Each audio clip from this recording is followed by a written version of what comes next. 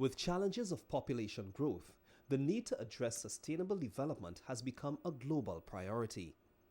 Access to renewable sources of energy is a fundamental answer to this problem, and leaders of all nations are in the position to encourage and influence energy policies and legislation in their respective countries to aid in this urgent matter.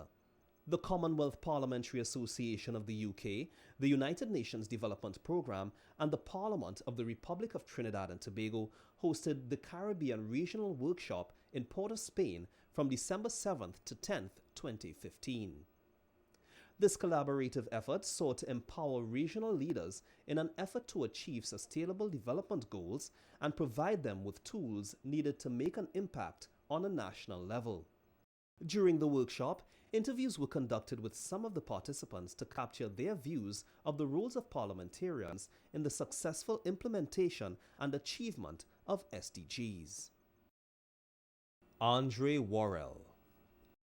Describe your experience with the subject of the workshop, which is sustainability, energy, and development within the context of Sustainable Development Goals. My involvement with the workshop on sustainability, energy, and development basically comes from, in terms of being someone from the Caribbean and recognizing that we really ought to be the ones who are championing sustainability and climate change, because it really would impact on us most.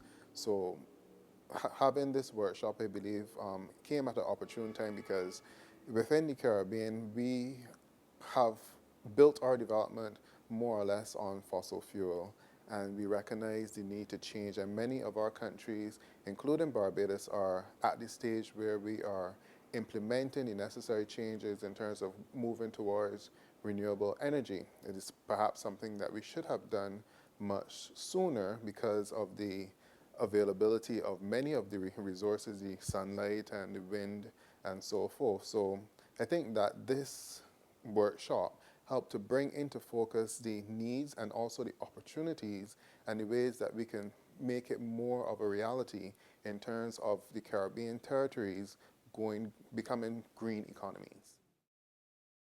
What are the main opportunities and challenges the Caribbean currently faces in terms of energy and sustainable development? The challenges would be in terms of the cost for the technology. If we can find a way in terms of bringing down that cost, and we possibly need to do a little bit more research in our end in terms of identifying the technologies which would meet our needs, because within the Caribbean, Barbados, for instance, we may be limited in terms of our access to renewable sources would be perhaps the photovoltaic, which we're utilizing, and wind. But whereas next door in places like St. Vincent or St. Lucia, they may have access to geothermal energy, which would be a greater for base load. So then how could we basically collaborate and share in terms of energy being produced in one jurisdiction, being transported or utilized in another? So it's more so a distribution. So, and that is where technology and innovation would come into play. But in terms of the opportunities, we basically have everything that we need in terms of reducing our fossil consumption. We have sunshine, possibly more than 12 hours a day that we can utilize. We have the ocean as well that we need to tap into more and utilize that. And we have the wind and then the geothermal. So we can basically become a green economy and reduce our use of fossil fuels within the Caribbean. How do you envisage the role of parliamentarians with regard to the SDGs?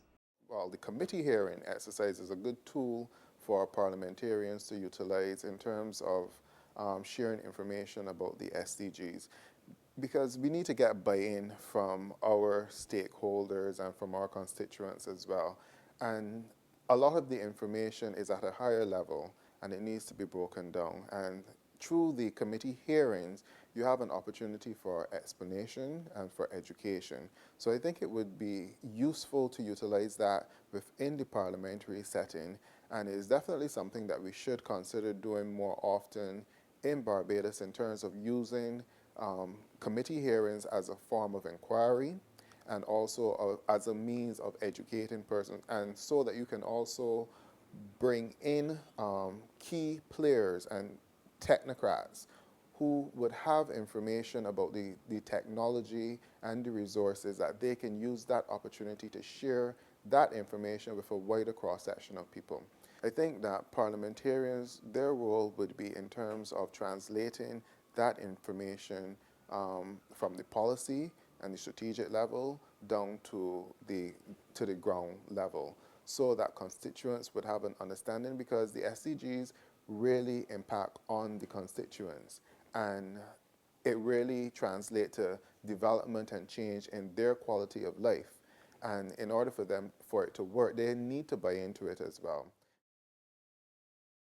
Describe your experience visiting the Savannah East project. Visiting the Savannah East project, for me, it was a learning experience.